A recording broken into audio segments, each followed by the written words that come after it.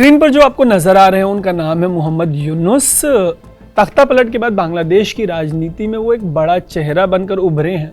थोड़े दिन पहले मोहम्मद यूनुस ने एक इंटरव्यू में भारत को एक तरीके से पॉजिटिव वार्निंग दी थी। उन्होंने कहा था कि बांग्लादेश में मची उथल पुथल को बांग्लादेश का आंतरिक मामला मानना गलत है।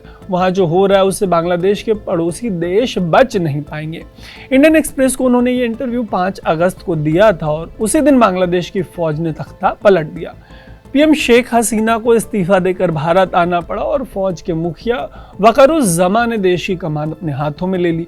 उन्होंने कहा था कि देश को अंतरिम सरकार चलाएगी। मीडिया रिपोर्ट्स के मुताबिक अब इस अंतरिम सरकार की कमान एक तरीके से मोहम्मद यूनुस के हाथों में भी होगी। वो इस सरकार के मुख्य सलाहकार होंगे। 28 जून 1940 को बांग्लादेश के चिटगांव में जन्मे मोहम्मद यूनुस को 2006 में नोबेल पीस प्राइज मिल चुका है।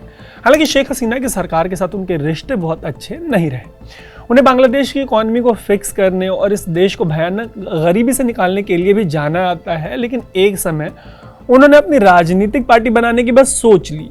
ये बात शेख हसीना के गले नहीं उतरी। उसके बाद से यूनुस लगातार हसीना के निशाने पर रहे। उन पर कई मामले दर्ज कराए गए, उनसे जुड़े लोगों को निशाना बनाया गया। यहाँ तक कि शेख हसीना उन्हें सूदखोर यानी पैसे देकर ब्याज वसूलने वाला तक कह चुकी हैं। लेकिन शेख हसीना ने आखिर यूनुस को सूदखोर क्यों कहा?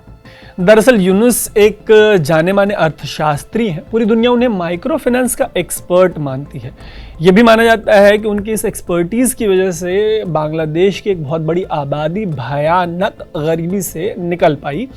हुआ यह था कि 1971 में मिली आज़ादी के बाद से बांग्लादेश भयानक गरीबी से जूझ रहा था। अपने देश को इससे निकालने के लिए यूनुस माइक्रो क्रेडिट का आइडिया लेके आए। माइक्रो क्रेडिट के सेंटर में था कि गरीब लोगों को बिना कोलैटरल के लोन दिया जाए। मतलब अगर किसी के पास लोन के एवज में देने के लिए कोई चीज़ नहीं है, कोई गारंटी नहीं है, तो भी उन्हें लोन दे दिया जाता था। इससे पहले होता ये था कि बैंकों से इन गरीब लोगों को इस वजह से लोन नहीं मिल पाता था क्योंकि उनके पास गारंटी के तौर पे देने के लिए कुछ नहीं होता था। लेकिन यूनुस को उनका जो माइक्रो क्रेडिट का आइडिया था वो इतना सक्सेसफुल रहा कि 1983 में उन्होंने इस आइडिया को ग्रामीण बैंक में कन्वर्ट कर दिया।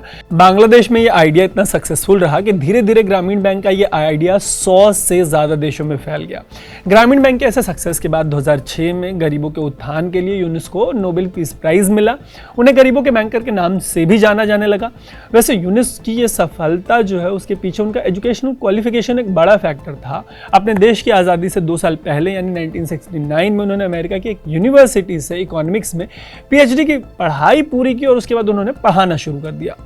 जब उनके देश को पाकिस्तान से आज़ादी मिली तब वो बांग्लादेश लौट आए। लौटने के बाद उन्होंने चिटगांव यूनिवर्सिटी में इकोनॉमिक्स का जो डिपार्टमेंट था उसके हेड के तौर पे काम करना शुरू किया। जैसा कि मैंने आपको बताया कि आज़ादी के बाद बांग्लादेश भयानक गरीबी से निकलने के लिए स्ट्रगल कर रहा था। ऐसे में यूनुस को माइक्रो क्रेडिट का आइडिया आया और उन्होंने अपने देश की तस्वीर बदल दी। हालांकि जैसा कि मैंने आपको ये भी बताया कि हसीना से उनके रिश्ते ठीक नहीं रहे। हसीना सरकार ने उनके ऊपर धोखाधड़ी से लेकर मनी लॉन्ड्रिंग और इलीगली पैसे लेने के करीब 200 मामले उनके ऊपर ठोक दिए।